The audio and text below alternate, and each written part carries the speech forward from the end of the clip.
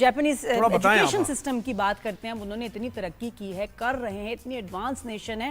وہاں کیا ہو رہا ہے؟ وہاں یہ ہو رہا ہے کہ جو بچے 10 سال تک کی عمر میں ہیں ان کے ایگزامز نہیں ہوتے, ان کے بالکل چھوٹے موٹے ٹیسٹ ہو جائیں گے, یا یہ کہ ان کو اخلاقیات, ایتھکس, ان کے بارے میں جو ہے زیادہ موٹر سکلز ان کے بارے میں ہی پڑھایا جاتا ہے. زندگی کے پہلے 10 سال صرف یہی اچھے انسان بن جاؤ اور اس کے بعد پھر دیکھیں گے کیا ہوگا. ورکنگ بات یہ کہ اگر 10 سال آپ کی بات یہ کہ اس ماڈل کو لینا, اگر انہوں نے 4th گریڈ تک ایگزام نہیں بھی دیے, صرف اس کو پڑھا ہے, پھر بھی وہ ترقی کر رہے ہیں, پھر بھی اچھے انسان بن رہے ہیں. اور آپ کا بچہ, آپ اسے جنہوں اے بی سی ڈی پہلے ہی وہ 2-3 سال اے بی سی ڈی بھی سیکھ لو, ٹیبلز بھی سیکھ لو, سب چیز, لیکن کچھ ہو نہیں رہا. اور سب سے زیادہ زور جو 2 چیزوں پہ ہے نا جاپان میں, ایک ہے صفائی اور دوسرا سچ بولنا. اور وہ بچوں کے ایسے خون میں آ جاتا ہے کہ آپ آج بھی جاپان جائیں, سپریم کورٹ ہے ہی نہیں, خالی ہائی کورٹ خالی, کورٹس خالی ہیں. ڈسپلن سکھایا جاتا ہے, وہ ڈسپلن نظر آتا ہے ان کی لائف میں بھی, اور ہمیشہ ان کے پروفیشنل جب ہو سچائی جب ایک آ جائے قوم میں تو پھر کیا مسئلہ. مظفر علی شاہ بخاری صاحب نے جوائن کیا ہے, تعلیمی نظام سے متعلق بہت زیادہ ان کی ظاہر ہے کینلی اس کو دیکھتے بھی ہیں, اپنا کچھ سسٹم بھی ہے ان کا, اور اسی قسم کا سسٹم وہ شاید متعارف کرا رہے ہیں پاکستان میں. مظفر صاحب بہت شکریہ, آپ نے وقت دیا ہمیں. ہم یہ بات کر رہے ہیں اس وقت کہ پاکستان میں تعلیمی نظام, پھر جاپان کا نظام بھی ہم نے بتایا, تو ہم اس کو بدلتے کیوں نہیں ہیں؟ ہم اسی پرانے میتھڈ کی طرف کیوں ابھی تک پیسے بھی دے رہے ہیں اور بچے کی کوئی تربیت بھی نہیں ہو رہی, کوئی ڈسپلن بھی نہیں آ رہا اس کے اندر؟ جی بالکل, یہ آپ بڑا ایک اہم سوال اٹھایا ہے, اور مجھے بڑی خوشی ہے کہ ہم لوگ میڈیا کے اوپر چیزوں کے بارے میں بات کر رہے ہیں. اگر آپ دیکھا جائے ہمارے جو والدین کی جو جنریشن ہے, وہاں پہ ایک بڑا وہ تھا کہ ڈاکٹر بنو, انجینئر بنو, یعنی کہ ایک طرح سے سسٹیننس جسے کہتے ہیں ترقی کے لیے, تو ایک سیٹ فارمولا ہوا تھا, جس کی وجہ سے ان کو یہ کہا تھا کہ جتنی آپ تعلیم حاصل کر لیں گے اتنا آپ کو اچھی اپرچونیٹیز ملیں گی, آپ باہر مائیگریٹ کر سکیں گے, آپ کو زیادہ سے زیادہ آپ کو پیسہ مل سکے گا, رائٹ, ایک طرح سے. جس کی وجہ سے جو ابھی سچویشن اتنی چینج ہو گئی ہے, لیکن مجھے ہماری کنڈیشننگ ہے کہ جو انگریزوں نے ہمیں تعلیم کا وہ دیا ہے, جو کہ صرف کہتی ہے کہ آپ ایک طرح کے روبوٹ بن جائیں اور آپ بس اپنا نمبرز اور گریڈز پروڈیوس کرتے رہیں. یہ ہم لوگ ابھی تک اس چیز سے, اس پٹری سے اتر نہیں سکے ہیں انفارچونیٹلی. ابھی تک جو ہے ہماری جو سوچ ہے وہ وہیں پھنسی ہوئی ہے, اور پیرنٹس کو لگتا یہ ہے کہ اگر میرا بچہ اگر میتھ میں یا کسی سائنس سبجیکٹ میں پیچھے رہ جائے گا تو وہ دنیا میں پیچھے رہ جائے گا, یعنی کہ اس کو نوکری صحیح نہیں ملے گی, اس کو نوکری صحیح نہیں ملے گی تو اس کی شادی صحیح جگہ نہیں ہوگی, اور پھر اس کے کیا کہتے ہیں جو ہے فائنینشیل مسائل چلتے رہیں گے, تو اس کا سوشل سرکل صحیح نہیں ہوگا, اس کے فرینڈز میں ہائی فائی لوگ نہیں ہوں گے. بدقسمتی سے یہ سوچ ہے, یہ دراصل ایک سوچ کا مسئلہ ہے جو ہم کو آگے اس چیز سے دائرے سے نکلنے دے نہیں رہا. بالکل, اور آئرنی ہے کہ دیکھیں وہاں جب یعنی ہمارا والا میتھڈ نہیں یوز ہو رہا, میتھڈ بالکل ایڈورس ہے, لیکن بچے کو سب کچھ مل رہا ہے جو ہم چاہ رہے ہیں. یعنی اس کی لائف بھی ڈسپلن ہو رہی ہے, اس کی فیملی بھی بن رہی ہے, اس کا سرکل بھی اچھا ہو رہا ہے, وہ ترقی بھی کر رہا ہے, اور سسٹم ان کے بالکل ایک ڈیفرنٹ ہے. تو مظفر, آپ نے کچھ ڈیفرنٹ کرنے کی کوشش کی ہے, کیونکہ آپ تو اس پوزیشن میں ہیں with your own institutes and education کا آپ کے سینٹرز, آپ نے کچھ ڈیفرنٹ کرنے کی کوشش کی ہے, اینڈ ہیز اٹ ورکڈ, یا آپ کو اس کا اپوزیشن فیس کرنی پڑی ہے پیرنٹس کی طرف سے؟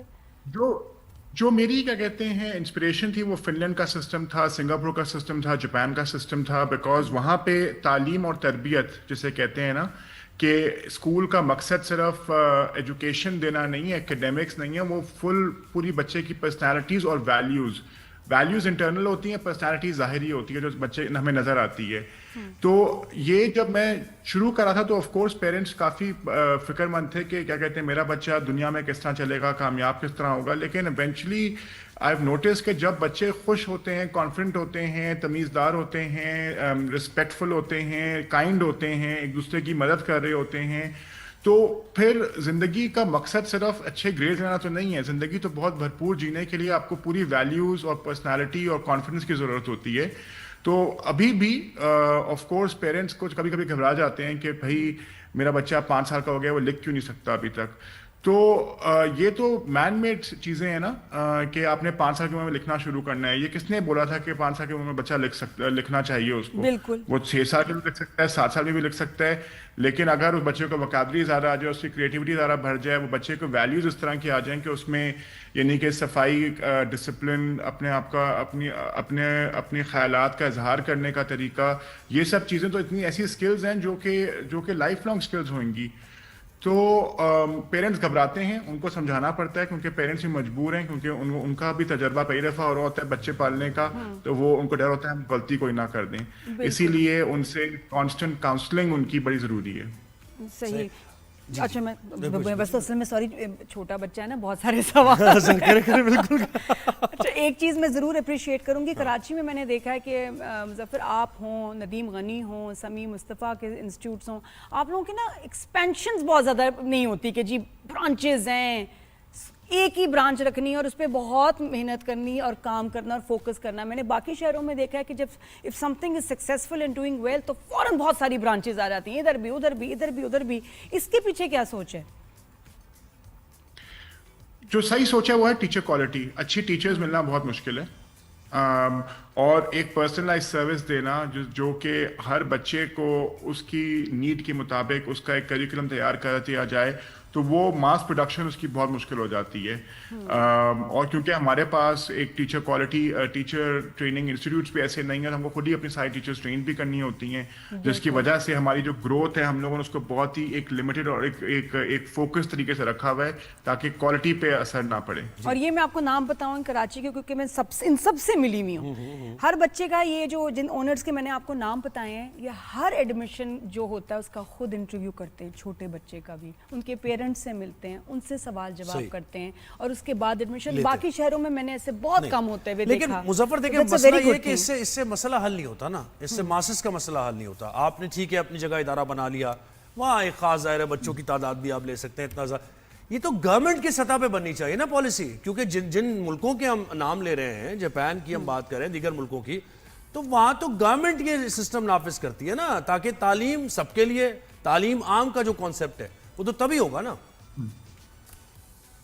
نہیں, ایٹ اے پالیسی لیول یہ چیزیں چینج ہونی ہے. جو ہمارے بورڈ کے ایگزامز ہیں, جو ہمارے میٹریکولیشن ہیں, وہ ابھی تک بہت ہی ٹریڈیشنل اور اولڈ اسکول ہے, جو کہ ابھی جو اے آئی کا دور آ گیا ہے اور جس طرح دنیا جس طرح سے پڑھ رہی ہے, تو ہم بچوں کو جو پڑھا رہے ہیں وہ تو صرف ایگزام پاس کرنے کے لیے اور اس کو اچھے گریڈ دینے کے لیے, وہ تو اس میں ایک فنڈامنٹل ریڈیکل شفٹ کی ضرورت ہے پالیسی کے اندر بھی. اور جو اسکولوں میں جو پڑھایا جا رہا ہے, کیونکہ صرف اکیڈیمکس ہی میٹر نہیں کرتے, لائف سکلز, کمیونیکیشن اسکل اور یہ سب چیزوں کی ضرورت ہے, کانفیڈینس, ویلیوز, ان سب چیزوں کی ضرورت ہے جو کہ ابھی اس کو اسیس ہی نہیں کرتے. تو اسکولس کیا کہتے ہیں کہ جو اگر یہ اسیس ہی نہیں کرتے تو ہم کو پڑھانے کا فائدہ کیا ہے, ہمیں تو یہ ہے کہ کتنے گریڈز آ رہے ہیں اس بیسس کے اوپر ہم لوگ اپنے بچوں کو لے کے چلیں. نہیں, اور اسپورٹس کہنے کو کہ جی بڑا ہم امپورٹنس دیتے ہیں اسپورٹس کو, اور کیا ہوتا ہے ہفتے میں ایک دن پی ای ہو رہی ہے, کچھ نہیں ہوتا جی ہاں, یا یہ کہ ہفتے میں 2 دن آفٹر اسکول ہوگی جس کے الگ پیسے لیں گے. یہ میں نے دیکھا ہے یہاں کے پرائیویٹ اسکولز میں. مسئلہ یہ ہے کہ آپ لوگ مطلب بہت سارے جو چلے ویسے اسکولز جو ہے اس چیز پہ انڈورس کرتے ہیں, لیکن ایکچولی کوئی اسپورٹس نہیں ہو رہی ہوتی. ونس اے ویک پی ای, یہ کیا ہے؟ You right. اینڈ اگر اس پہ مسئلہ یہ بھی ہے کہ اگر ہم لوگ پیرنٹس سے بات کریں کہ وہ بولیں گے نہیں میرے بچے کو آپ ایک ایکسٹرا میتھ کا پیریڈ دے دیں, اسپورٹس ایک بھلے کم کر دیں, ہائے ہائے, کیونکہ میرا بچہ میتھ میں کمزور ہے. مظفر انشاءاللہ بہت شکریہ آپ نے وقت دیا. پیرنٹس کی نہ سنیں.